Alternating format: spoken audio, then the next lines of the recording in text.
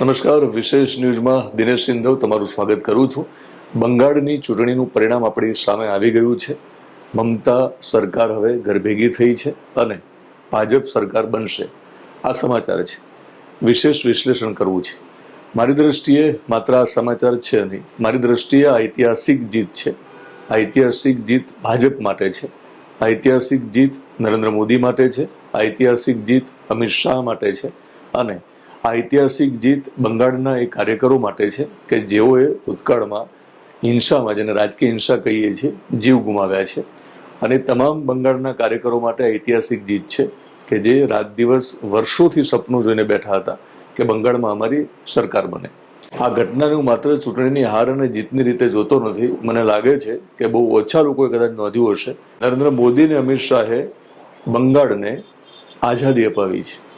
બંગાળની તાસીરને જે લોકો ઓળખે છે, સમજે છે અને જે લોકો અવગત છે સાંપ્રત ઘટનાઓથી, એમને ખબર હશે કે બંગાળ જે છે એ બંગાળ એક જુદી તાસીર, બંગાળની રાજનીતિ જુદી અને બંગાળનું મમતાનું રાજ જુદું હતું. 2011માં મમતા બેનર્જી સત્તામાં આવે છે અને સળંગ 15 વર્ષ સુધી ત્યાં સત્તા ભોગવે છે.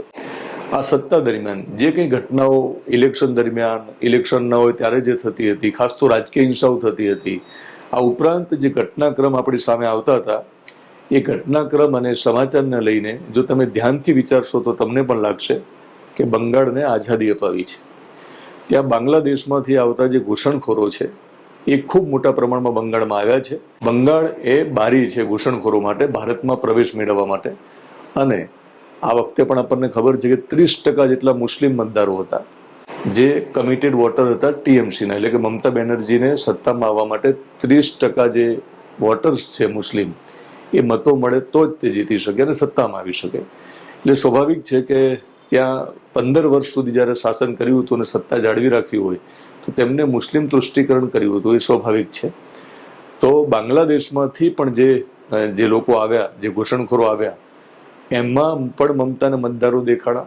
એટલે મમતા બેનર્જીએ એમને સમર્થન કર્યું, એમને સુરક્ષા આપી, એમનું રક્ષણ કર્યું. આ એક મુદ્દો જે હતો એ અંડરકરન્ટ હતો.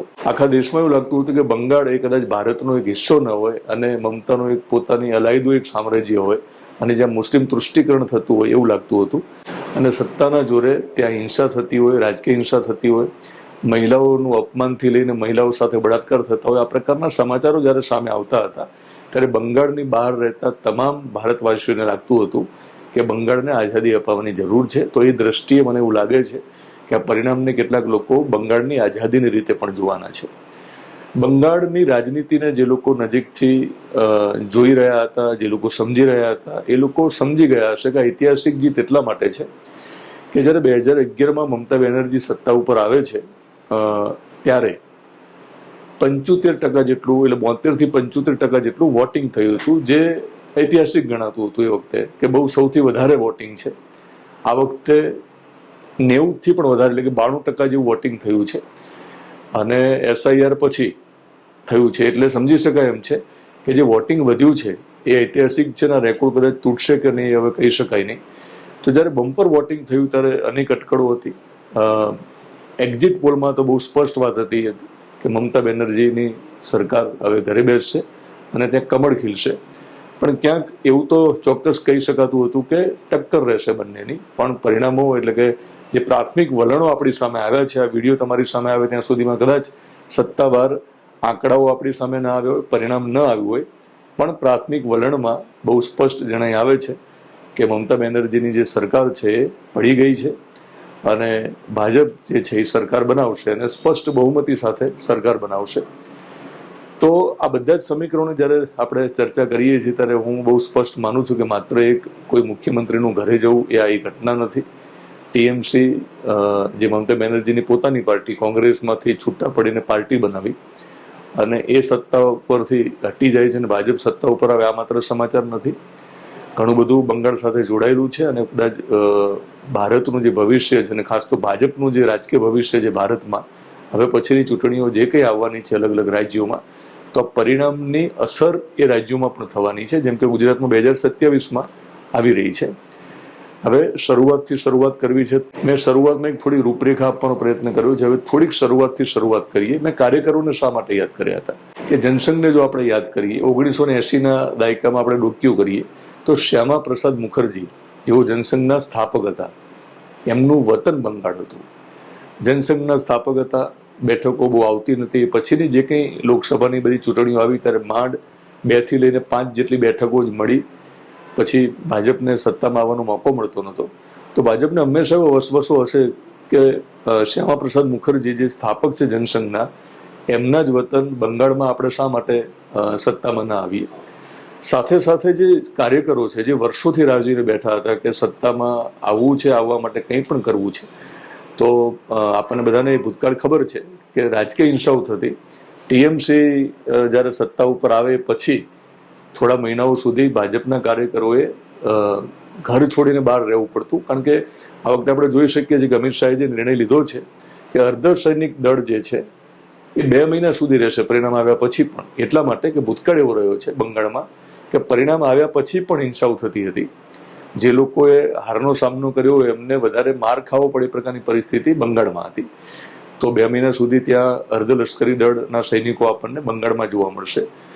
તો આ વખતે સમજી શકાય એવું છે કે ત્યાંના જે કાર્યકરો હશે એમના માટે આ ખૂબ મોટી ઘટના હશે કે વર્ષોથી જે કાર્યકરો રાહ જોઈને બેઠા હતા અને કેટલાક તો આ રાજકીય અથડામણમાં અને હિંસામાં મૃત્યુને પણ ભેટ્યા છે. એ બધા માટે આ બહુ એક આજનો દિવસ એમના પરિવાર માટે પણ ઐતિહાસિક હશે.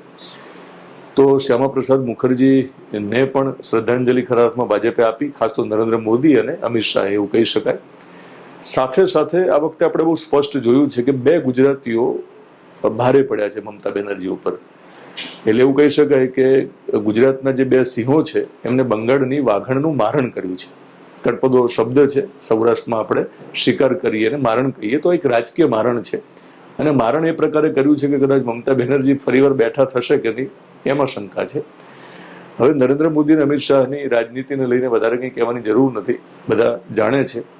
પણ નરેન્દ્ર મોદીના કિસ્સામાં જો આપણે થોડાક બહુ સરળ ભાષામાં સમજવાનો પ્રયત્ન કરીએ અને એને બહુ મોટી રાજકીય જીત તરીકે જો જોઈએ તો નરેન્દ્ર મોદી માત્ર 10-10 રૂપિયાના ચા નાસ્તામાં અટલ બિહારી વાજપેયી જે સપનું જોયું હતું કે ઘણી બધી બેઠકો આવે અને ભાજપ સત્તામાં આવે, તો 2014માં જ્યારે નરેન્દ્ર મોદી દેશના વડાપ્રધાન બને છે ત્યારથી લઈને બંગાળના પરિણામ સાથે આપણે જો 2 ઘટનાક્રમને જોડીને વાત કરીએ તો નરેન્દ્ર મોદીએ, જે ગુજરાતી છે તો દરેક ગુજરાતીને કદાચ એ વાત ગમતી પણ હશે કે રાજનીતિજ્ઞ તરીકે રાજકીય ક્ષેત્રમાં નરેન્દ્ર મોદીનું જે કદ છે એને લઈને હંમેશા કદાચ ગુજરાત એ વાતનું ગૌરવ લેશે. એ કોઈ પણ પાર્ટીના લોકો હોઈ શકે અને દરેક ગુજરાતી પણ હોઈ શકે કે નરેન્દ્ર મોદી 2014માં ચા વેચવાની વાત કરીને, ચાવાળા હોવાની વાત કરીને, ચા વેચનાર પરિવારમાંથી આવતા હોવાની વાત કરીને, પ્રચાર કરીને, ચાય પે ચર્ચા કરીને ત્યારે પણ સત્તામાં આવે છે ને કોંગ્રેસને હરાવે છે. એ જ રીતે હવે બંગાળમાં આપણે જોયું આ વખતે કે બંગાળમાં પણ ત્યાંની જ્યારે મમતા બેનર્જી એવું કહ્યું નરેન્દ્ર મોદીને કે એ તો બહારના છે, હું તમારી પોતાની છું. કારણ કે નરેન્દ્ર મોદી આ વખતે બંગાળના લોકોને એવું કહ્યું હતું કે તમે મારો ચહેરો જોઈને કમસે કમ મત આપજો. ઝાલમુરી જે છે એ 10 રૂપિયામાં નરેન્દ્ર મોદી એક દુકાનમાં જઈને ખાય છે, એ સમાચાર બને છે. નરેન્દ્ર મોદીએ જવાબ આપવાનો પ્રયત્ન કરે છે મમતા બેનર્જીને કે તમે મને બહારનો કીધો છે તો ચાલો હું તમારું ઝાલમુરીને હું દુકાને જઈને ખાઈશ. આ એક પ્રકારનું રાજકીય પ્રચારનો જ એક ભાગ હતો.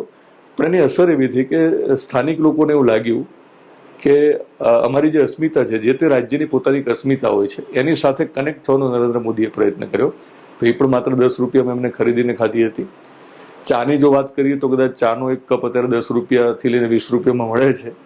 તો ભૂતકાળમાં કોંગ્રેસને ઘરભેગી કરવા માટે માત્ર 10 રૂપિયાની ચાના એક કપથી નરેન્દ્ર મોદીએ શરૂઆત કરી, પ્રચાર કર્યો અને કોંગ્રેસને ઘરભેગી કરી.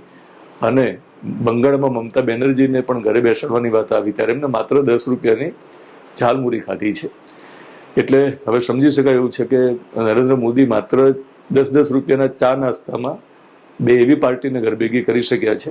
તો નરેન્દ્ર મોદીને ક્રેડિટ મળવાની છે અને અમિત શાહને તો ક્રેડિટ મળે જ. કારણ કે આપણે આ વખતે જોયું છે કે બંગાળમાં મોટાભાગે એવું થતું હોય છે કે આ બંને અલગ અલગ રાજ્યમાં જ્યારે પ્રચાર માટે જાય તો રાત્રે દિલ્હી જતા રહે સંબોધન કરીને રેલીને. આ વખતે નરેન્દ્ર મોદી વધારે ત્યાં રોકાયા બંગાળમાં, ત્યાંના રાજભવનમાં રોકાયા, એ પછી ત્યાં વચ્ચે લોકોને મળતા આપણને જોવા મળ્યા, આપણને બોટિંગ કરતા જોવા મળ્યા.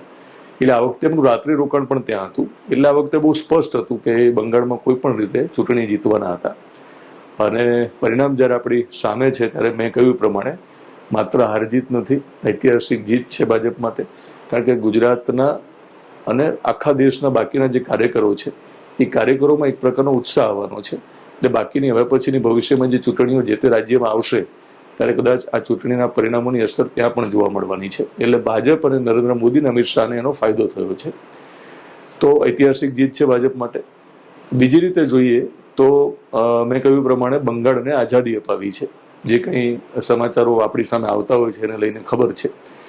આ વખતે ભાજપે ત્યાં હિન્દુત્વનું જે કાર્ડ છે એ પણ ખીલ્યું હતું. યોગી આદિત્યનાથની અનેક સભાઓ ત્યાં આપણે જોઈ છે. એટલે ધ્રુવીકરણ કરવામાં એ લોકો સફળ રહ્યા છે. સાથે સાથે મહિલાઓના મત પણ હું માનું ત્યાં સુધી વધારે મળ્યા છે ભાજપને, જે ફાયદો કરાવી ગયો છે. એટલે મોદી અને મહિલાઓની સામે મમતા ટક્કર લઈ શક્યા નથી. તો આ 3-4 જે અગત્યના પોઈન્ટ હતા એના ઉપર વિશેષ વિશ્લેષણ કર્યું છે. માત્ર આટલી બેઠકો મળી એટલે સત્તામાં ભાજપ આવે છે બહુમતી સાથે, અને આટલી બેઠકો ન મળી એટલા માટે મમતા બેનર્જીની સરકાર પડી ગઈ છે એ સમાચાર નથી. શબ્દોની ગૂંથણી કરીને પણ હું તમને સમજાવવાનો પ્રયત્ન કરું છું કે ગુજરાતના 2 સિંહોએ બંગાળની વાઘણનું રાજકીય મારણ કર્યું છે અને મિજબાની કરી છે, જે રાજકીય રીતે કદાચ બહુ મોટી ઘટના ગણાય છે. વિશેષ ન્યૂઝમાં વિશેષ વિશ્લેષણમાં મેં પ્રયત્ન કર્યો છે કે આ પરિણામને એક જુદી રીતે તમારી સામે વ્યક્ત કરું. વિશેષ ન્યૂઝની આ વિશેષ રજૂઆત તમને પસંદ હોય તો આપણી યુટ્યુબ ચેનલમાં જોતા હોય તો આપણી યુટ્યુબ ચેનલને તમે સબસ્ક્રાઇબ કરશો, ફેસબુક પેજ અને ઇન્સ્ટાગ્રામમાં જોતા હોય તો ફોલો કરશો.